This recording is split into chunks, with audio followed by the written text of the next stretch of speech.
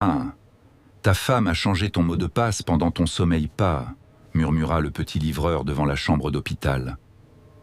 Antoine Mercier ouvrit les yeux, pâle, fatigué, encore relié aux machines.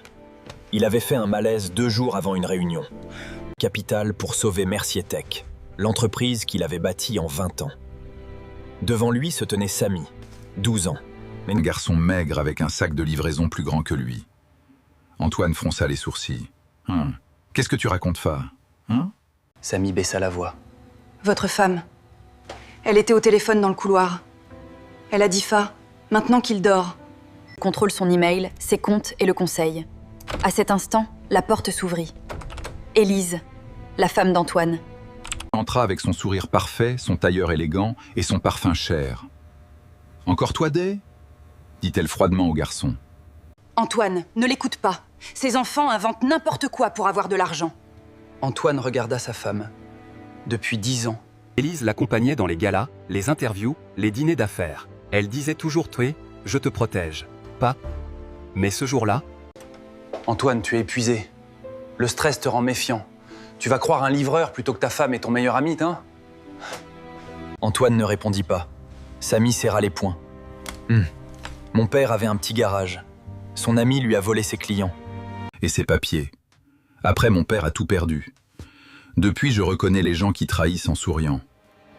Abatte. Ces mots touchèrent Antoine plus que tous les discours. Mais il ne pouvait pas accuser sa femme sans preuve. Alors il fit semblant de dormir. Ce soir-là, quand Élise quitta la chambre, Antoine appela Clara, sa directrice technique, une des rares personnes en qui il avait encore confiance. Clara, vérifie seulement les accès officiels. Je veux savoir qui est entré dans mes comptes. Rien d'illégal, juste la vérité. Puis il appela Maître Delorme, son ancien avocat. Le lendemain, Clara arriva discrètement avec un dossier. Antoine, ton adresse professionnelle ? A été ouverte depuis l'ordinateur d'Élise. Ton mot de passe a été changé à 2h13 du matin. Ensuite, plusieurs documents ont été transférés bas. Contrat, données bancaires, pouvoir de signature. Antoine sentit son cœur se serrer. Maître Delorme ajouta ce phare. Et ce n'est pas tout.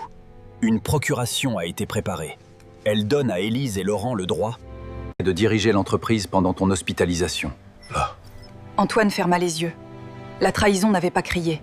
Elle avait souri.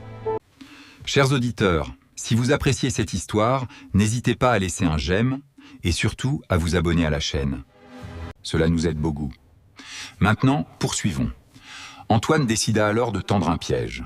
Avec Clara et Maître Delorme, il créa un faux dossier confidentiel d'Issa. Un prétendu accord secret avec un grand investisseur étranger. Élise et Laurent. À 23h48, le fichier fut ouvert.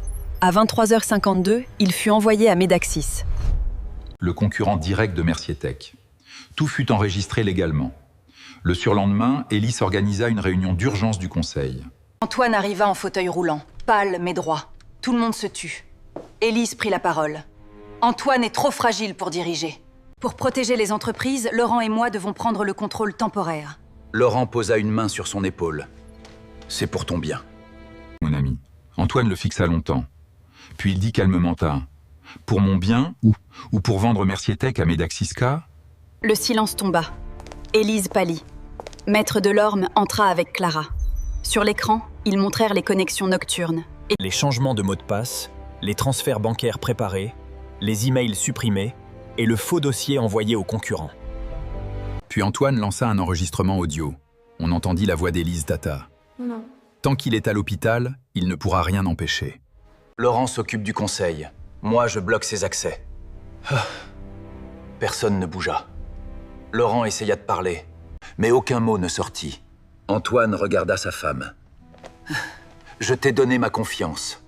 Tu as pris mes clés. Mon nom, moi entreprise, pendant que je dormais. Acre. Élise baissa les yeux. Le conseil annula immédiatement la procuration. Laurent fut retiré de ses fonctions. Élise fut poursuivie. Medaxis fit l'objet d'une enquête. Et Mercier Tech fut sauvé. Quelques semaines plus tard, Antoine retrouva Samy devant l'hôpital. Le garçon tenait encore son vieux sac de livraison. Antoine s'agenouilla devant lui. Tu ne m'as pas seulement sauvé mon entreprise. Tu m'as sauvé de l'aveuglement. Il offrit à Samy une bourse. D'études complètes, un logement stable pour sa mère et un emploi honnête dans les cuisines de Mercier Tech. Des années plus tard, Samy devint expert en sécurité numérique. Et dans son bureau, il gardait une phrase encadrée fou. Les plus grands voleurs ne forcent pas toujours les portes. Parfois, ils dorment à côté de vous, sourient devant tout le monde. Et appelle cela de l'amour. Fin de l'histoire. Ceci est une histoire fictive créée pour toucher nos cœurs. Pensez-vous que Antoine T'as eu raison de croire Samy Tsoa? Auriez-vous soupçonné votre meilleur ami dans une situation pareille, Tia? Partagez votre avis dans les commentaires.